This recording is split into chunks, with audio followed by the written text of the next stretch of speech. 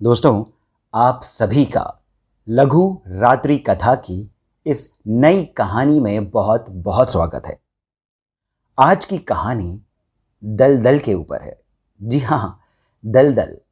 दलदल तो पता होगा ना आपको, वही कीचड़ जिसमें यदि पांव पड़ जाए तो बड़ी मुश्किल से बाहर आता है।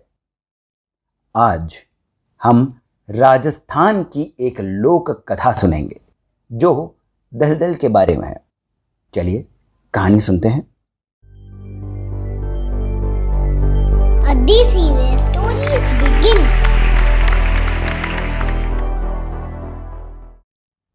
राजस्थान के एक रजवाड़े के राजा को एक दिन यह मालूम चला कि उनके मंत्री परिषद में से, यानी उनके मंत्रियों में से एक मंत्री ऐसे हैं जो लोगों से रुपए ऐंठते हैं, जो लोगों को अपनी ताकत का रौब दिखा करके उनसे रुपए ले लेते हैं।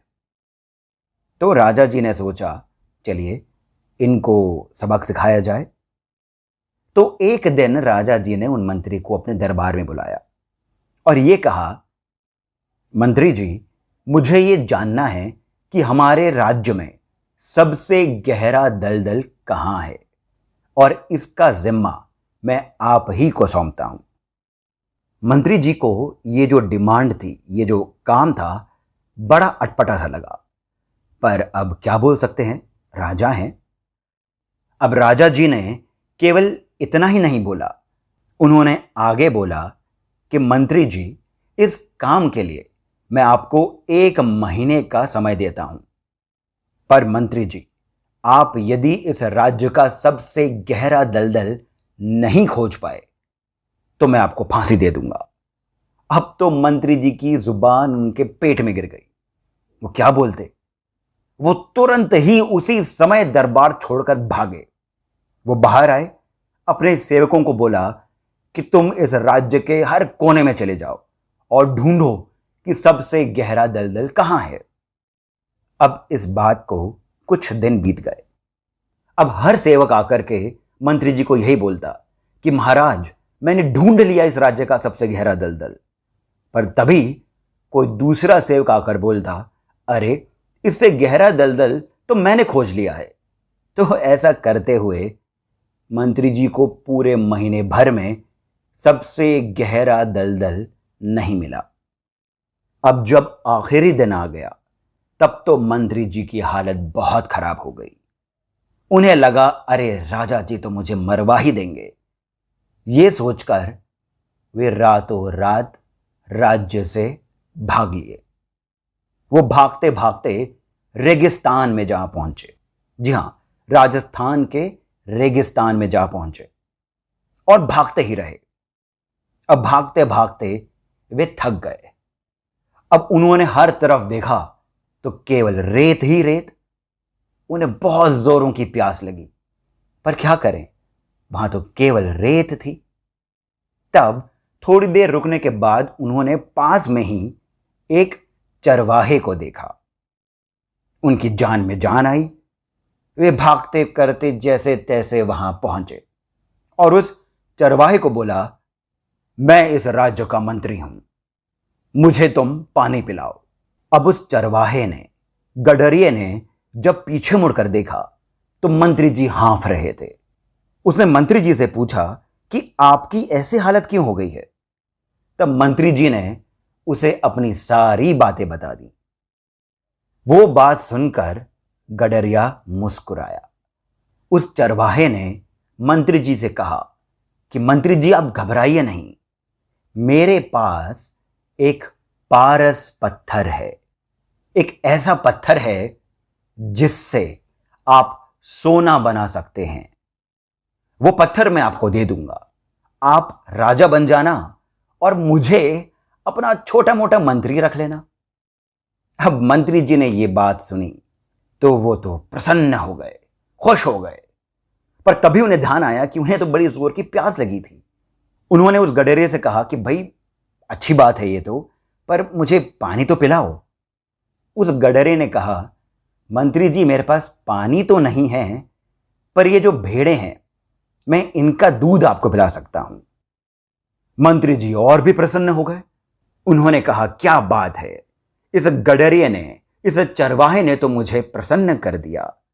एक तो ये मुझे राजा बना सकता है और दूसरा ये अभी मेरी प्यास भी बुझा देगा। अब ये सोचकर मंत्री जी ने कहा, ठीक है, जल्दी से लेकर आओ दूध। उस गडरिये ने कहा, मंत्री जी एक छोटी सी बात है। मंत्री जी ने कहा, बोलिए। उसने कहा, मेरे पास केवल एक ही लोटा है। अब धूप बहुत है, तो इस भेड़ से मैं जो दूध निकालूंगा उसमें से आधा दूध पहले मैं पी जाऊंगा, फिर जो बचा होगा वो मैं आपको दे दूंगा। यह सुनकर मंत्री जी क्रोधित हो गए, उन्हें गुस्सा आ गया।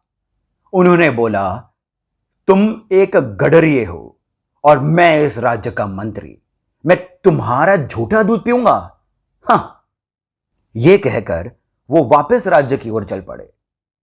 थोड़ी सी ही दूर गए होंगे कि तभी उन्हें ध्यान आया, अरे इसी राज्य से तो मैं भाग रहा था, और वैसे भी गडरिया तो इंसान ही है। ठीक है, इसका मैं झूठा दूध पी लूंगा, जान तो बच जाएगी और फिर मैं राजा भी तो बन ही जाऊंगा।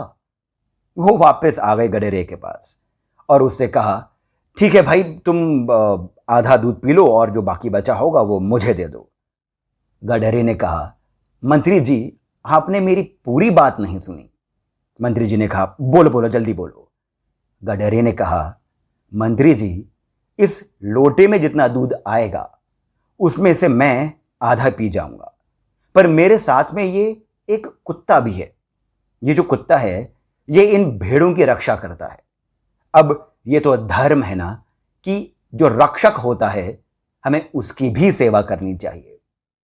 तो जो आधा दूध बचेगा उसमें से मैं थोड़ा इस कुत्ते को भी पिला दूंगा, बाकी का जो बचेगा। अब गडरिया अपनी बात पूरी करता उससे पहले ही मंत्री जी और अधिक क्रोधित हो गए। उन्होंने कहा, गडरिये पहले तो तुम मुझे अपना झूठा दूध पिला रहे थे, अब तुम चाहते हो कि मैं इस कुत्ते का झूठा दूध पीऊं? हां। यह कहकर मंत्री जी फिर से राज्य की ओर चल पड़े। फिर से थोड़ी आगे गए और फिर से उनके मन में वही प्रश्न आया, अरे क्या फर्क पड़ता है, कौन देख रहा है यहां? इस राज्य में वापस जाऊंगा तब तो राजा मुझे मरवा देगा। यहां पर कौन देखने वाला है? किसको पता चलेगा कि मैंने एक गडरिये का और फिर एक कुत्ते का झूठा दूध पिया है? ठीक है, जान बचाना ज्यादा जरूरी है। और फिर ये गडरिया मुझे राजा भी तो बना रहा है। यह सोचकर दोस्तों वो मंत्री जी वापस उस गडरिये के पास आ गए और फिर उससे कहा, ठीक है, तुम थोड़ा दूध पी जाओ, थोड़ा इस कुत्ते को दे दो और जो बाकी बचेगा कम से कम वो तो मुझे तुम दे ही दो जल्दी से। गडरिया फिर से मुस्कुराया और उसने कहा, मंत्री जी आप बहुत जल्दी में रहते हैं, आपने मेरी पूरी बात तो सुनी ही नहीं। मंत्री जी ने बोला, अब क्या है?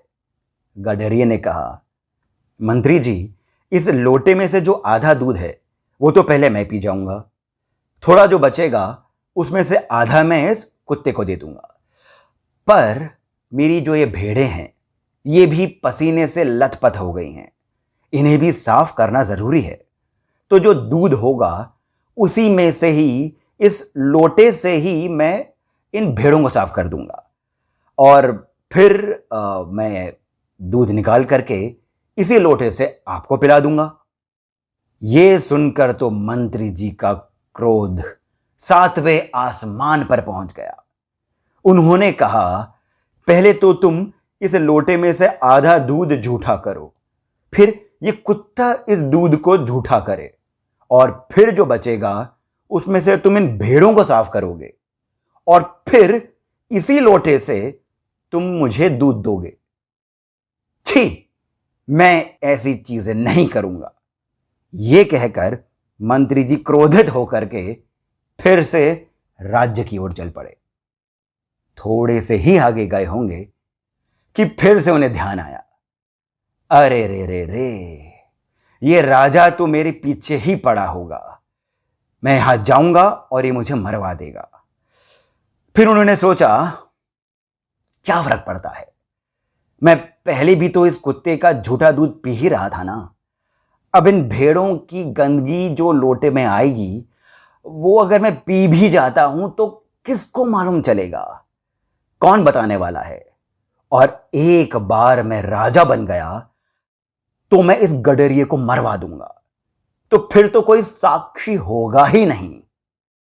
यह सोचकर मंत्री जी फिर से उस गडरे के पास पहुंच गए और उन्होंने कहा, भाई अब तो तुम्हें कुछ और नहीं करना है ना, तो तुम इस दूध में से आधा खुद पी जाओ, बाकी का कुत्ते को दे दो, बाकी से इन भेड़ों को साफ कर दो और इसी लोटे में ही, इसी गंदे लोटे में ही तो मुझे भेड़ों का दूध दे दो, मैं पी जाऊंगा। दोस्तों, गडरिया मुस्कुराया।